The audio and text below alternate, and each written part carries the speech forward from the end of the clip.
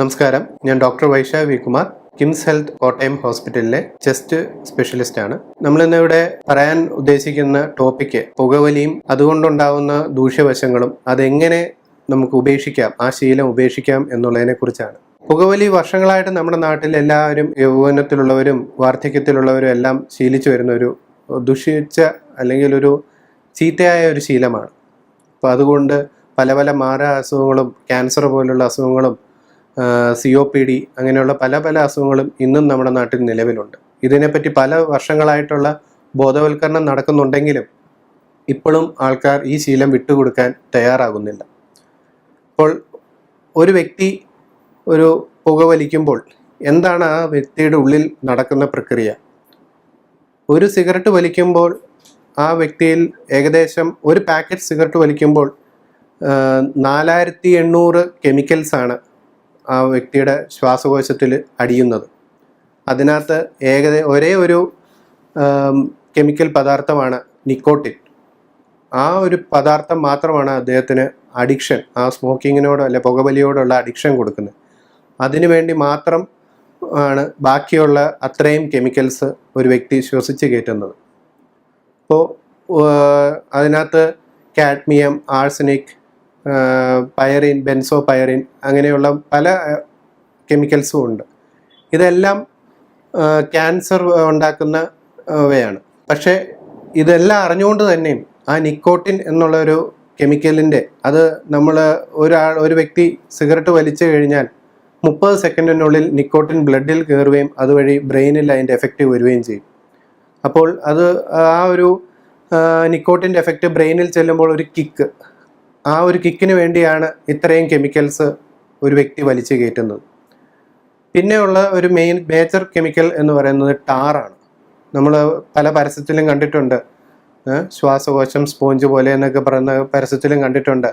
Normal lungs എങ്ങനെ ഇരിക്കുന്നു, അല്ലെങ്കിൽ ഒരു പുകവലിക്കുന്ന ആളുടെ ശ്വാസകോശം എങ്ങനെ ഇരിക്കുന്നു, നോർമലിനേക്കാളും കുറച്ചുകൂടെ കറുത്ത കളറിലാണ് പുകവലിക്കുന്ന ഒരാളുടെ ലങ്സിനെ ചിത്രീകരിക്കുന്നത്. അതെന്തുകൊണ്ടാണ്? അത് ഈ സിഗരറ്റിനകത്തുള്ള ടാർ എന്ന കെമിക്കൽ കൊണ്ടാണ്. അപ്പോൾ ഇത് നമ്മൾ പറയുന്നത് ആൾക്കാർക്ക് അത്ര വിശ്വാസം വരുന്നില്ലെങ്കിൽ നിങ്ങളൊരു സിഗരറ്റ് എടുത്ത് ഒന്ന് വായിലോട്ട് വലിച്ചെടുക്കുക. പക്ഷെ ശ്വസിക്കരുത്, ജസ്റ്റ് വായിൽ മാത്രം അതിൻ്റെ പുക എടുത്തിട്ട് ഒരു ടിഷ്യൂ പേപ്പറിലോ അല്ലെങ്കിൽ ഒരു കർച്ചീഫിലോട്ടോ ഒന്ന് ഊതി നോക്കുക. അപ്പോൾ എത്രമാത്രം കറുപ്പ് കളറ് അതിലേക്ക് അല്ലെങ്കിൽ ഒരു ബ്രൗണിഷ് കളറ് അതിൽ പതിയുന്നുണ്ടെന്ന് അറിയാം. അതേപോലെ അടുത്തൊരു പഫ് എടുക്കുമ്പോൾ അത് ശ്വസിക്കുക. ശ്വസിച്ചതിന് ശേഷം വീണ്ടും പുറത്തോട്ട് ഊതുന്ന പുക ഇതേപോലെ ഒരു ടിഷ്യൂ പേപ്പറിലേക്ക് ഊതുക. തമ്മിൽ ഇപ്പം ആദ്യമേ ചെയ്തതും രണ്ടാമത് ചെയ്തതും തമ്മിൽ ഒന്ന് കമ്പയർ ചെയ്യുക. അപ്പോൾ എത്രമാത്രം ആ ഒരു കളർ വ്യത്യാസം വരുന്നുണ്ടെന്ന്. അപ്പോൾ ആദ്യമേ ചെയ്തതിൽ നിന്നും വളരെ കുറവ് മാത്രമേ രണ്ടാമത് ഊതിയ ആ ഒരു ടിഷ്യൂ പേപ്പറിൽ കാണുകയുള്ളൂ. അതിനർത്ഥം അത്രയും ടാറ് ആദ്യമേ കണ്ടതിനകത്ത് അത്രയും ടാറ് അടുത്ത പഫ് വലിച്ചപ്പോൾ നമ്മുടെ ശ്വാസകോശത്തിൽ അടിഞ്ഞു എന്നുള്ളതാണ്. അപ്പം ഇത് വർഷാവർഷം ഇങ്ങനെ അടിഞ്ഞു കൂടുമ്പോഴാണ് പിന്നീട് അത് ക്യാൻസർ അങ്ങനെയുള്ള അസുഖങ്ങളിലേക്കും വഴിമാറുന്നത്. അപ്പം നമ്മൾ ആലോചിക്കേണ്ടത് എങ്ങനെ ഈ സ്വഭാവത്തിൽ അല്ലെങ്കിൽ ഈ ഒരു ഹാബിറ്റിൽ നിന്ന് നമുക്ക് പുറത്തു വരാം എന്നതിനെക്കുറിച്ചാണ്. അതിനു മുമ്പ് എന്തൊക്കെ ടൈപ്പ് ഓഫ് സ്മോക്കിംഗ് ഉണ്ട്?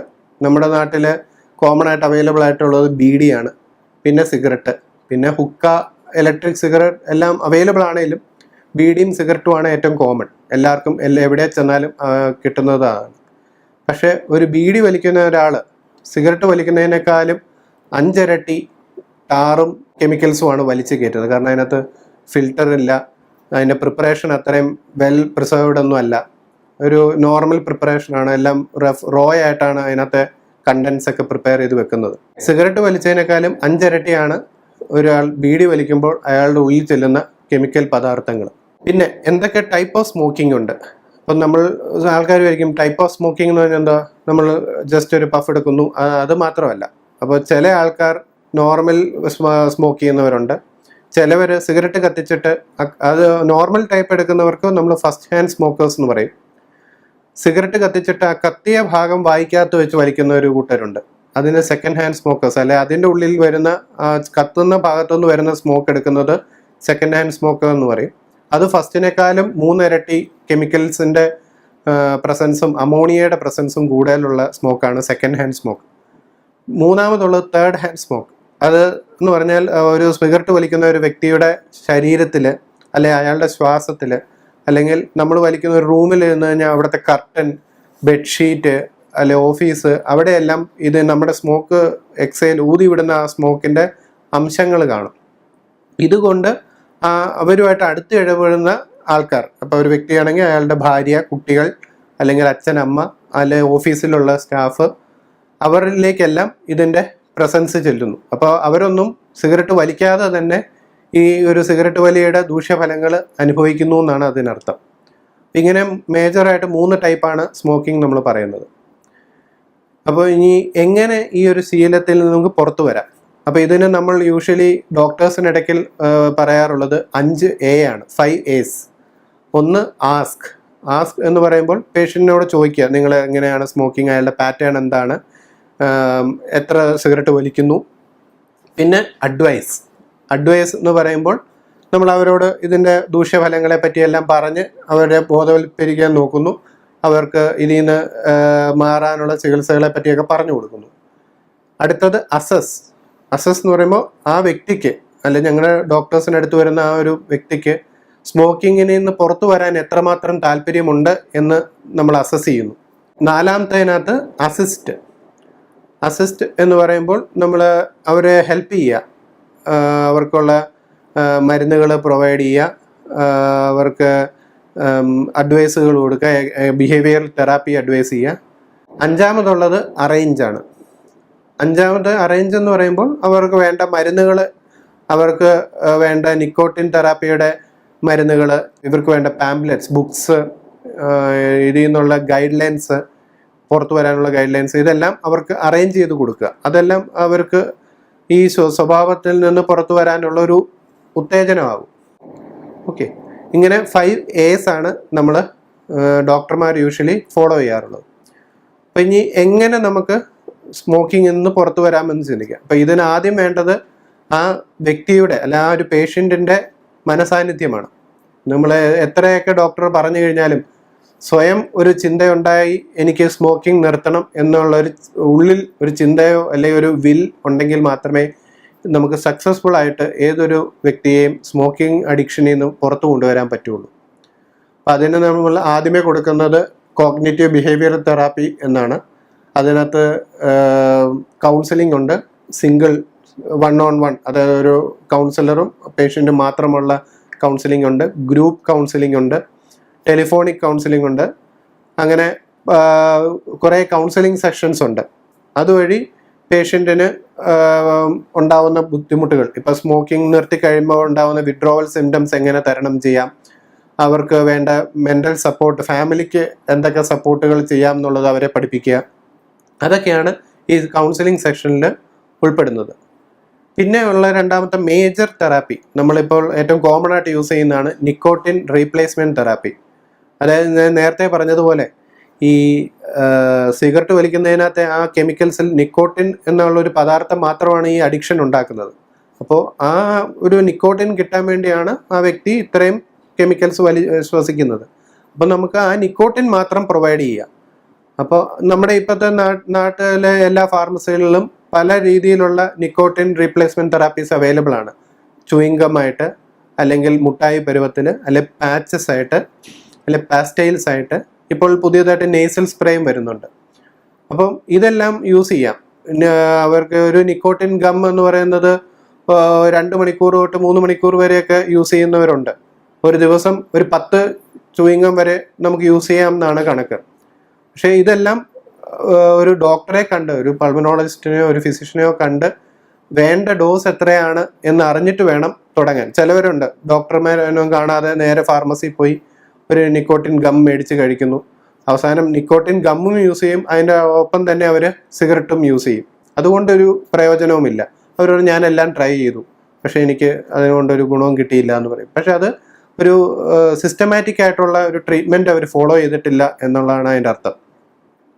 അപ്പോൾ നിക്കോട്ടിൻ റീപ്ലേസ്മെൻറ്റ് തെറാപ്പിയിൽ ഏറ്റവും കോമൺ ആയിട്ട് ഞാൻ പറഞ്ഞത് ചൂയിങ്ഗമാണ്. എല്ലാ ഫാർമസികളിലും അവൈലബിൾ ആണ്. പക്ഷേ അതിനൊരു ഡോക്ടറിൻ്റെ അഡ്വൈസ് മേടിച്ചതിന് മാത്രം അത് സ്റ്റാർട്ട് ചെയ്യാവുള്ളൂ. പിന്നെ നമുക്ക് ഫാർമക്കോളജിക്കൽ തെറാപ്പി, അതായത് ഗുളികകളുണ്ട് നമുക്ക് സ്മോക്കിംഗ് നിർത്തുന്നതിനുള്ള പല പല ഗുളികകൾ അവൈലബിൾ ആണ്.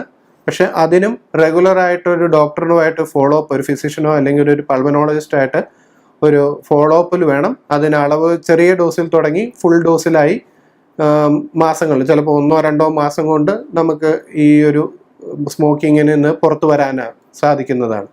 പക്ഷെ ഇതിനെല്ലാം മുഖ്യമായിട്ട് മനസാന്നിധ്യമാണ് ഏറ്റവും ആദ്യം വേണ്ടത്. പേഷ്യൻറ്റിന് സ്വന്തമായിട്ടൊരു ചിന്ത ഉണ്ടാവണം. എനിക്ക് ഈ ഒരു ഹാബിറ്റിൽ നിന്ന് പുറത്തു വരണം എന്നുള്ള ഒരു ചിന്ത ഉണ്ടെങ്കിൽ മാത്രമേ ഏതൊരു തെറാപ്പിയും നമുക്ക് സക്സസ്ഫുൾ ആയിട്ട് വരുള്ളൂ. അപ്പോൾ ഞാൻ ഒന്നും കൂടെ പറയാം, സ്മോക്കിങ്ങിന് മെയിനായിട്ട് നമ്മൾ നിക്കോട്ടിൻ എന്ന പദാർത്ഥമാണ് സ്മോക്കിങ്ങിന് അഡിക്ഷൻ ഉണ്ടാക്കുന്നത്. ആ ഒരു അഡിക്ഷന് വേണ്ടി മാത്രം നമ്മൾ ഓരോ സിഗരറ്റ് വലിക്കുമ്പോൾ, ഒരു സിഗരറ്റ് ശരാശരി 10 പഫ് എന്നാണ് കണക്ക് പറയുന്നത്. അപ്പോൾ ഓരോ സിഗരറ്റ് അല്ലെ ഒരു പാക്കറ്റ് സിഗരറ്റ് വലിക്കുമ്പോൾ 4800ഓളം കെമിക്കൽസ്, അതിൽ മോർ ദാൻ 250, ഒരു 250 മേളിലുള്ള കെമിക്കൽസും ക്യാൻസർ ഉണ്ടാക്കുന്നവയാണ്. അത്രയും കെമിക്കൽസ് നമ്മൾ ശ്വസിച്ച് കയറ്റുന്നു നമ്മുടെ ശ്വാസകോശത്തിന്. അതുമൂലം പല പല അസുഖങ്ങൾ, COPD, cancer, ILDs, ഇൻഡസ്ട്രീഷ്യൽ lung disease, അങ്ങനെ പല അസുഖങ്ങൾ വന്നു ചേരുന്നു നമ്മൾ. എന്നിട്ടും ഇതിൽ നിന്ന് വിട്ടുവരാനോ മുക്തരാവാനോ ശ്രമിക്കുന്നില്ല. യൗവനത്തിലുള്ള വ്യക്തികൾ, അതായത് യങ്സ്റ്റേഴ്സ് വീണ്ടും വീണ്ടും ഇതിലേക്ക് വന്നുകൊണ്ടിരിക്കുകയാണ്. ഇതിനൊരു പ്രോപ്പർ തെറാപ്പി അവൈലബിൾ ആണ്, സക്സസ്ഫുൾ തെറാപ്പി അവൈലബിൾ ആണ്. അതിന് ഒരു ഡോക്ടറിൻ്റെ, ഒരു പൾമനോളജിസ്റ്റിൻ്റെ പ്രോപ്പർ കൺസൾട്ടേഷനും അഡ്വൈസും എല്ലാം വാങ്ങി അതിനനുസരിച്ച് അവർ പറയുന്ന നിർദ്ദേശങ്ങൾ സ്വീകരിച്ച് മരുന്നുകൾ എടുക്കുകയും എക്സസൈസ് ചെയ്യുകയും അല്ലെങ്കിൽ ഒരു പുതിയ ഹോബി കണ്ടുപിടിക്കുകയും ചെയ്ത വഴി നമുക്ക് ഈ ഒരു ദുഷിച്ച ശീലത്തിൽ നിന്ന് പുറത്തു വരാൻ സാധിക്കും. നമസ്കാരം.